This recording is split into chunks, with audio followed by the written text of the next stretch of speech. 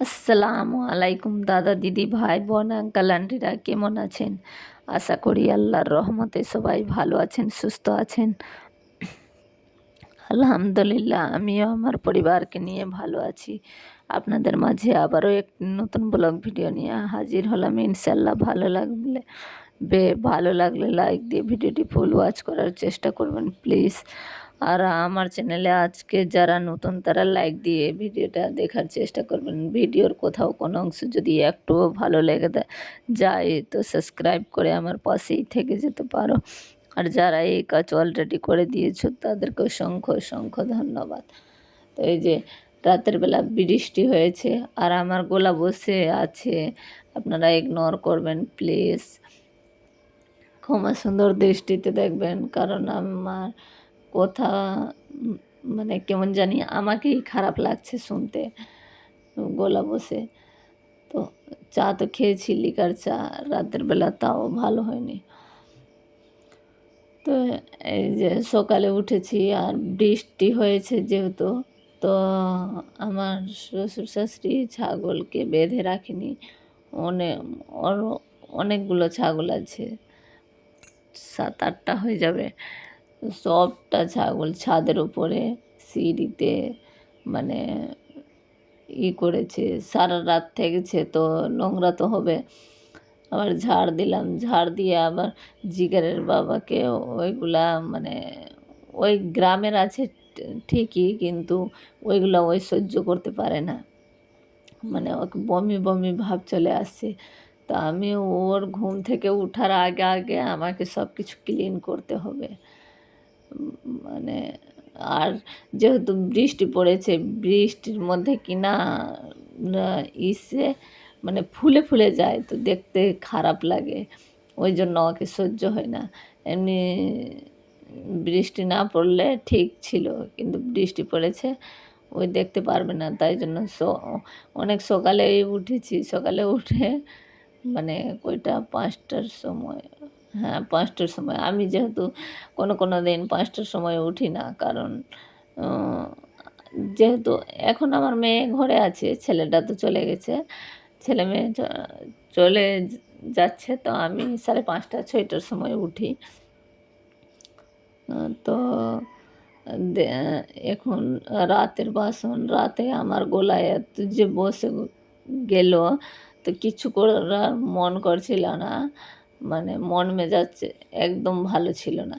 তো রাতের বেলা যে একটু বাসন ছিল মানে খাওয়া দাওয়া করে তো আর মাজা হয়নি। আর না তো আমি রাতের বেলা মেজে তারপরে ঘুমাই, কিচেন রুমটাকে ভালো করে পরিষ্কার করে। কালকে কিচ্ছু করিনি, এইভাবেই ঘুমিয়ে গেছি। আগেই ঘুমিয়ে গেছি জিগারের বাবার মানে মসজিদ থেকে না আসার আগে, কারণ ওই নামাজ পড়ে আসলো, তো আমি ঘুমিয়ে আছি। তো ওই আমাকে আর উঠালো না, নিজের হাত থেকে নিয়ে খেয়ে নিয়েছে।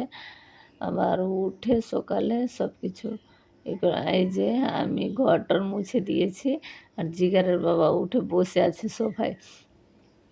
তা আমি বললাম কি আমি দেখাতাম না, কারণ ওই আমাকে ডাক দিল কি ওই শোন তো, মানে ঘুম থেকে উঠেছে তো ঘর মোছা দেখেছে।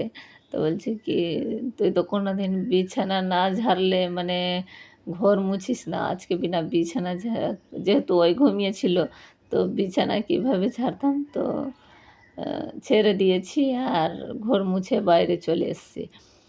তো আমি তাড়াহুড়া করছি কি এটাকে ধুয়ে ক্লিন করব, যেহেতু সিঁড়ির মধ্যে ওই রকম ছিল।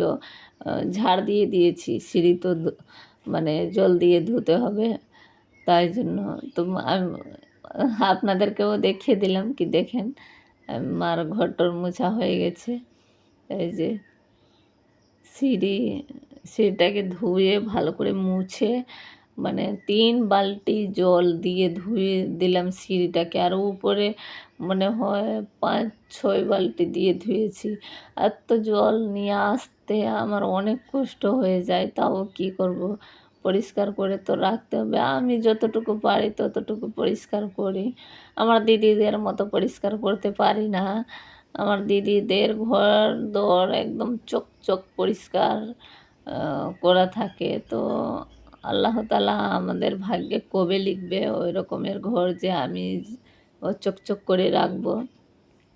এখন হচ্ছে না দিদিরা, অনেক কষ্ট হচ্ছে। ওইরকম চকচকে ঝকঝকে করে রাখতে গেলে আমার, আর যেহেতু যদি আমি একদিনের জন্য না যে আজকে কষ্ট করে দিলাম তো কালকে আবার করতে হবে না। প্রত্যেকদিন তো ওইভাবেই কষ্ট করতে হবে। তো আমি যদি বেশি কষ্ট করি তা আবার বিছানায় পড়ে যাব। তো তাই জন্য অল্প, অল্প করে কাজ করি কি বিছানার পড়ার চেয়ে।